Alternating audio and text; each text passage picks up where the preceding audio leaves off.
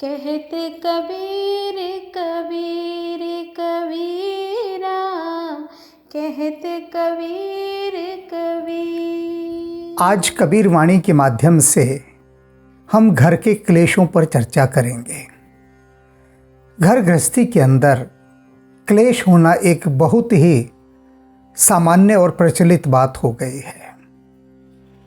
जिससे पूछो, जिससे बात करो, यही कहता है कि हमारे घर में बहुत क्लेश है, घर घर में क्लेश हो गया है। पर यह क्लेश है क्या? इस पर आज कबीर साहब के माध्यम से हम बात करेंगे। वास्तव में क्लेश का अर्थ होता है कि परिवार के अंदर एक दूसरे से कहा सुनी करके बहुत झगड़े होते हैं, बहुत झगड़े। और ये झगड़े इतना विकराल रूप धारण कर लेते हैं कि मन के अंदर विष भर जाता है।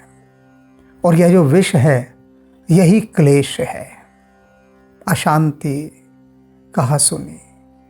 अब ये कहा सुनी होती कहाँ से शुरू है, इसे जान लीजिए। सामान्यतः सास बहू से झगड़ती है और बहू सास से, और एक दूसरे पर बहुत तीखे प्रहार किए जाते हैं वाणी के द्वारा। सबसे पहले तो यानी अगर सास प्रभावशाली है घर में, तो वह बहू से कहेगी कि तुझे कुछ आता नहीं है, ना समझ है, तेरे परिवार वालों ने क्या सिखाया, तेरे घर वाले जाहिल हैं, भुक्खड़ हैं, और न जाने किस किस प्रकार की मानसिक यातनाएं, शाब्दिक यातनाएं वह अपनी बहू को देती है। और बहू को चुपचाप सुनना पड़ता है, चुपचाप, क्योंकि यदि वह बोलेगी तो झगड़ा बढ़ेगा। अब सभी बहुएं तो चुपचाप नहीं सुन सकती ना, कुछ पलटवार करती हैं। बस जहां पलटवार हुआ वहीं घमासान महाभारत शुरू हो जाता है, और उससे उठती हुई धूल को क्लेश कहते हैं। कहीं पर जिन घरों में बहू प्रभावशाली है, वह सास पर ताने कसती रहती है कि इन्हें देखो, बस बैठे बैठे खा रही हैं, घर का कुछ काम नहीं करना, हमारे लिए तो मुसीबत हो गई है, कहीं चले क्यों नहीं जाते ये लोग। इस तरह के दिल दुखाने वाले वक्तव्य बहुएं देती हैं। अर्थात जिसका बस चलता है वही एक दूसरे को वाणी के माध्यम से सताने का, उस पर हिंसा करने का प्रयास करता है। अब इसके संबंध में कबीर साहब ने जो कहा है, हम उस गहराई के भीतर जाएंगे।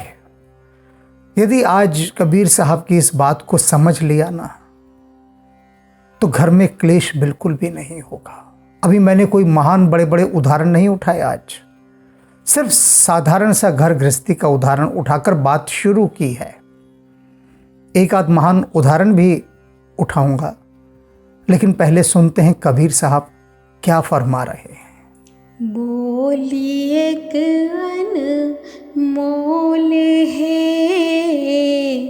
जो कोई बोले जान। बोली एक अनमोल है, जो कोई बोले जान।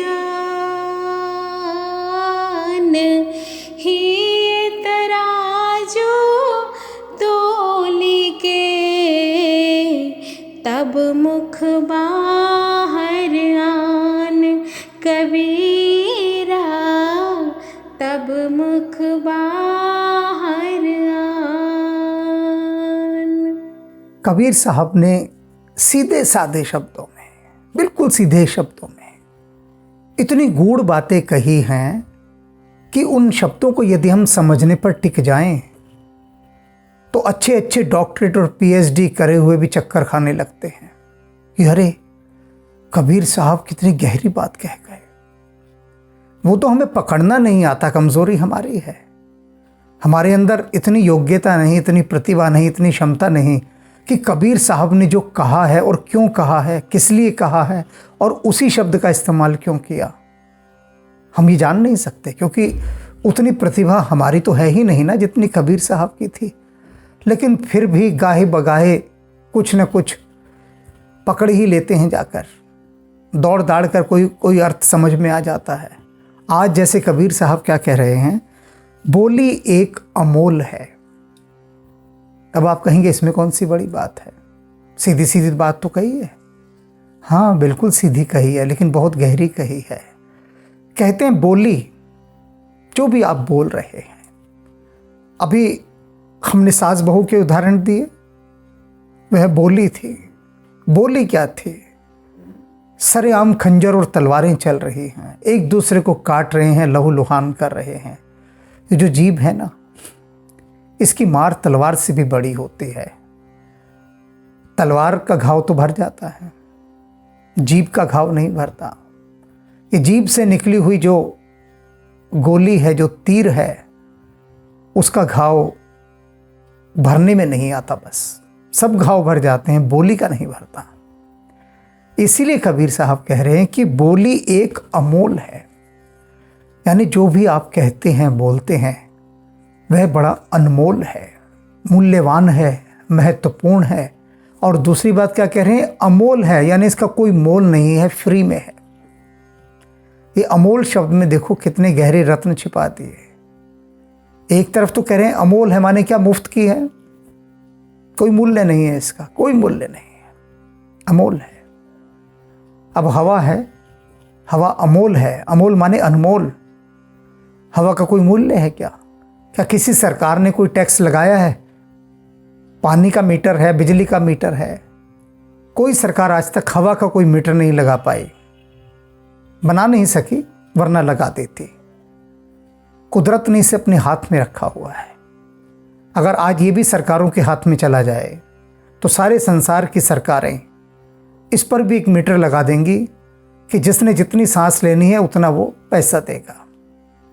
तो ये क्या है? अमोल, यानी फ्री में है, लेकिन अनमोल है।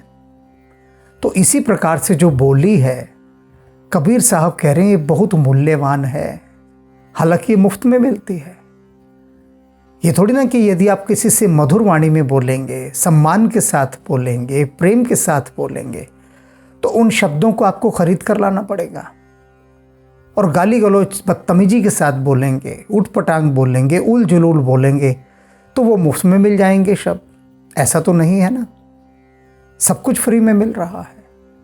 कबीर साहब कह रहे हैं जब ये फ्री में ही मिल रहे हैं मधुर शब्द, अनमोल शब्द, तो फिर इनका इस्तेमाल क्यों नहीं होता?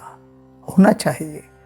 अगर इनका इस्तेमाल होगा तो सभी झगड़े समाप्त हो जाएंगे। बोली एक अमोल है, जो कोई बोले जान। और इसे कौन बोलता है? इस अनमोल बोली को जो जानने वाला होता है, जो सयाना होता है, जो जानकार होता है, जो इस बात को जान लेता है कि यह कितनी मूल्यवान है, वही इस बोली की महिमा समझता है, इसका महात्म्य समझता है और इसे बोलता है। तो बोलने वाले के लिए क्या आवश्यक है कि वह इसे जानता हो। जो व्यक्ति ज़रा ज़रा सी बात पर क्रोध करते हैं, गाली गलौज करते हैं, अभद्र भाषा का उपयोग करते हैं, क्या वे जानने वाले हैं? क्या वे सयाने हैं? नहीं, वो जानते ही नहीं कि वे क्या बोल रहे हैं। बस भीतर से जो भी कुछ उठा, अनियंत्रित होकर उठा, वे उसे उगल देते हैं, सोचते नहीं क्या बोल रहे हैं। तो इसे तो कौन बोलता है? जो जानकार है, जो सयाना है, वो ही इस अनमोल बोली को बोलता है। ये तराजू तोल के तब मुख बाहर आन। और जानकर क्या करता है? ये तराजू तोल कर, वह हृदय के तराजू में तोल कर तब शब्दों को बोलता है। आपने सुना होगा दिल की आंख, हृदय की आंख, ऐसे ही हृदय का तराजू भी होता है।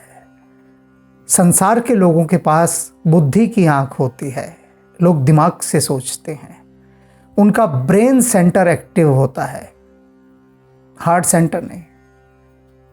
कबीर साहब हार्ट सेंटर की बात कर रहे हैं कि जिसका हार्ट सेंटर, हृदय पक्ष सक्रिय होता है, वह जो भी बात बोलेगा पहले हृदय के तराजू में तोलेगा। हृदय के तराजू में तौलना क्या, अर्थात बोलने से पहले वह सोचेगा कि यही बात अगर कोई सामने वाला मुझे बोले तो मुझे कैसी लगेगी। अब ये तराजू है किसी भी चीज को तौलने का, हृदय का तराजू, कि यदि आप किसी दूसरे को गाली भी देने जा रहे हैं ना, तो एक बार ठहरिए, क्षण भर को ठहरिए और सोचिए कि सामने वाला आपको यदि वह गाली दे रहा है तो आप कैसा महसूस करेंगे। आप जैसा महसूस करेंगे समझ लीजिए बिल्कुल वैसा वह सामने वाला भी महसूस करेगा। इसे सहानुभूति कहते हैं। सहानुभूति शब्द का मतलब ये नहीं है कि कोई गिर गया तो आप उसके प्रति उठा रहे हैं तो उसके प्रति सहानुभूति रख रहे हैं, यह भी है, लेकिन ये असली मतलब नहीं है। असली मतलब क्या है वह मैं समझा देता हूं, तब ये सड़क पर गिरने वाली बात भी समझ में आ जाएगी। सहानुभूति शब्द का अर्थ होता है सह अनुभूति, वैसी ही फीलिंग, वैसी ही अनुभूति जैसी सामने वाले के अंदर हो रही है। अब व्यक्ति गिरा एक सड़क पर, फिसल गया, आप दौड़ के भाग के इसे उठाते हैं, क्यों? क्योंकि एकदम आपका हृदय ये महसूस करता है कि अगर मैं गिरा होता तो मुझे कितनी चोट लगी होती, तकलीफ हो रही होती और मुझे सहायता चाहिए होती। आपका हृदय अपने आप इसकी गणना करता है, कैलकुलेशन कर देता है फौरन, सेकंड्स में, और सेकंड के भी पता नहीं कितने सेकंड विभाग में जाके आपको उस गिरे हुए आदमी को उठाने के लिए प्रेरित भी कर देता है, आपको पता नहीं होता। ये प्रकृति का एक ऑटोमेटिक सिस्टम है, बहुत बड़ा, बहुत बड़ा, कि जो सहानुभूति का पक्ष है वो एकदम सक्रिय हो जाता है। अब एक आदमी चाहे कितने आदमियों को मार देता है, हत्यारा है, लेकिन वो सड़क पर जा रहा है अकेला, अचानक उसके सामने कोई गिर जाए तो वह क्रूर व्यक्ति भी उस सामने वाले गिरे व्यक्ति को दौड़कर उठाता है। क्यों? क्योंकि उसको कुदरत सोचने का मौका नहीं देती, वो दौड़ा देती कि जा मदद कर। जब वो बहुत भली बाती बैठकर हिसाब किताब लगाकर किसी का नुकसान करने जाता है तब वह कुदरत को बीच में नहीं आने देता। तो ये जो लोग बुद्धि के तल पर आकर बिना सोचे समझे दूसरों को बड़े अशोभनीय शब्द कहते हैं, गुरुवाणी कहती है मंदा कदी ना आखिए, कभी किसी को मंदा मत बोलो, छोटा मत बोलो, नीचा मत बोलो, ऐसा ना बोलो कि उसका हृदय दुख जाए। क्योंकि फर्क क्या पड़ा तुम्हें, तुम अच्छे शब्दों का भी तो इस्तेमाल कर सकते थे ना, अच्छे शब्दों का। मुझे याद है एक विवाह जिसमें मैं गया तो अचानक ही मेरी जिज्ञासा हुई कि टेंट के पीछे जो हलवाई बना रहे हैं जरा उनको देखा जाए जाकर। बस यूं ही कौतूहलवश चला गया। हलवाई पीछे खाना बना रहे थे और वहीं पर कुछ गरीब बच्चे आए हुए थे खाना मांगने के लिए। तो जिसके घर शादी होगी उनका कोई प्रतिनिधि देखने आया कि हलवाई ठीक से काम कर रहे हैं या नहीं। उसने देखा बच्चे वहां खड़े हलवाइयों से कुछ मांग रहे थे, उसने पकड़कर 2-3 बच्चों को कस के थप्पड़ मारे और जितने भी अपशब्द बोल सकता था, जो भी गालियां दे सकता था उसने खूब दी। कहा कि आ गए भुक्खड़ यहां मरने, तुम्हारे बाप की शादी हो रही है जो यहां आ गए, और न जाने क्या क्या बोला। बच्चे भाग गए। मैंने उससे कहा बात सुनो, अगर यही गालियां कोई तुमको देता तो मानकर चलो उन बच्चों के स्थान पर तुम वहां खड़े होते, भगवान ने तुमको वहां पैदा किया होता और वहीं खड़ा कर दिया होगा आकर कि जा तू उन हलवाइयों से जाकर भीख मांग, तुम्हें वहां खड़ा कर दिया होता और कोई तुम्हें इस तरह से गाली देकर थप्पड़ मारता, तो ईमानदारी से बताओ तुम्हें कैसा लगता? क्या उत्तर देता वो? यही दिया कि जी मुझे बहुत बुरा लगता। तो मैंने कहा फिर अब तुमने क्या किया? अगर तुम उन बच्चों से ये कह देते कि बेटा खाना बन जाए, तुम्हें भी देंगे, जाओ थोड़ी देर बाद आ जाना, अभी हलवाइयों को काम करने दो, इतना खाना तुम्हारे यहाँ लोग आएंगे, थालियों में भर भर के लेंगे, जरा सा खाएंगे, बहुत सारा फेंकेंगे, तुम्हें तब कुछ नहीं होगा। लेकिन इन गरीब बच्चों पर क्यों? क्योंकि तुम्हारे भीतर का जो कहीं ना कहीं ठहरा हुआ कोई गुस्सा होगा, क्रोध होगा, असंतोष होगा, इस बड़े आयोजन में बहुत कुछ तुम चिड़चिड़े भी हो गए होगे, परेशानी होगी, थकान होगी, वो सारी लेकर तुमने इन बेबस बच्चों पर उतार दी। पता है कि तुम्हारा कोई कुछ नहीं बिगाड़ सकता अगर तुम इनको डांट फटकार रहे हो, लेकिन तुमने ये पाप किया। और उसे बात लग गई। उसने बुलाकर उन बच्चों को कहा कि तुम्हें भरपेट मिलेगा, थोड़ी देर रुक जाओ। संयोग था कि उसको बात समझ में आ गई, अन्यथा लोगों को समझ में नहीं आती है। यही बात समझ में आ जाए, इसीलिए कबीर साहब कह रहे हैं कि हिय तराजू तोल के, हृदय के तराजू में तोलकर। अब एक महान उदाहरण भी मैं दे रहा हूं, जो अनेक बार मैंने दिया है, लेकिन फिर दे रहा हूं क्योंकि यह उदाहरण देना बनता है। राम को समाचार मिलता है कि उनको तत्काल दशरथ ने बुलाया है, तत्काल। और राम इस समय कहां पर हैं? राम इस समय हल्दी लगाए हुए बैठे हैं, चटाई पर बैठे हैं, क्योंकि राज्याभिषेक होना है सुबह। हल्दी लगी हुई है, अभी स्नान कराया जाना बाकी है। मित्रों से घिरे बैठे हैं और उनको घर से बाहर निकलने की अनुमति नहीं थी। घर के अंदर ही रहना है, जब तक राज्याभिषेक नहीं होगा बाहर नहीं निकल सकते। और अचानक आकर सुमंत्र कहते हैं अभी दशरथ ने बुलाया। बात बड़ी हैरान कर देने वाली थी। होता नहीं है ऐसा, परंपरा के विरुद्ध है ये। लेकिन राम तत्काल पहुंचते और वहां जाकर देखते हैं तो दशरथ भूमि पर अधमरे से पड़े हैं। राम राम राम, हालत बेहद नाजुक। देखते हैं उधर माता कैकेयी आभूषण भूमि पर फेंके हुए हैं, कुपित मुद्रा में। राम पूछते हैं मां, माजरा क्या है? कैकेयी कहती है कोई माजरा नहीं है, बड़ी सीधी सी बात है। इन्होंने मुझसे 2 वर मांगने के कहा था, कभी भी मांग लेना 2 वर, वे मेरे पास सुरक्षित रखे थे। आज मैंने मांग लिए। एक वर में भरत को अयोध्या का सिंहासन, दूसरे वर में तुम्हें 14 वर्ष का वनवास। बस छोटी सी बात, और इनकी ये हालत हो गई। अब राम जो बोलते हैं वो हिय तराजू तोल के तब मुख बाहर आन। कोई और होता तो कितना कलह कलेश करता, कहता कि किस में हिम्मत है जो मुझे राजा बनने से रोक दे, और तू होती कौन है 2 वर मांगने वाली। क्लेश शुरू हो जाता, महाभारत आरंभ हो जाता। लेकिन राम एक ही बात कहते हैं, हिय तराजू तोल कर। कहते मां, तुझे अपने राम पर विश्वास नहीं था क्या? तू जानती नहीं अपने राम को? पिता को इतनी छोटी सी बात के लिए कष्ट देने की क्या आवश्यकता थी? ये तो बहुत छोटी सी बात है। तुम मुझसे कहती ना कि भरत को राजा बनाना है और मैं तुझे 14 वर्ष के वनवास के लिए भेजना चाहती हूँ। तेरा भी तो मुझ पर उतना ही अधिकार है जितना पिता का है, कोई अंतर ही कहाँ है। तो तेरा कहा क्या मैं टालता? तूने एक बार मुझसे तो कहा होता। हिय तराजू तोल के तब मुख बाहर आन। हृदय के तराजू में तौलकर राम तब कुछ कहते थे। यदि ये देखना हो कि हिय तराजू तौलकर होता क्या है, तो प्रभु राम का एक एक शब्द देख लीजिए, एक एक शब्द। उनका प्रत्येक शब्द हृदय के तराजू में तुलकर अपने आप आता था। बुद्धि से तो उनका कोई शब्द कभी आया ही नहीं, कभी कोई शब्द नहीं आया। सारे शब्द उनके हृदय के तराजू से तुल तुल कर अपने आप आते थे, अपने आप आते थे। तो वही हृदय का पक्ष जब हम अपना सक्रिय कर लेंगे, तब घर से तो ये क्लेश नाम का जो रोग है ना, ये सदा सदा के लिए विदा हो जाएगा।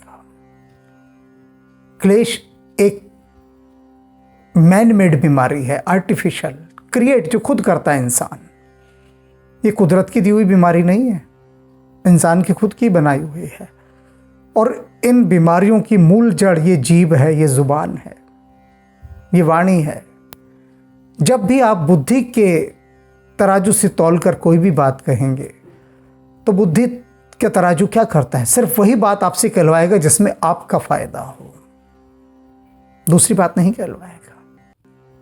हृदय का तराजू क्या होता है कि मैं चला 14 वर्ष के वनवास के लिए।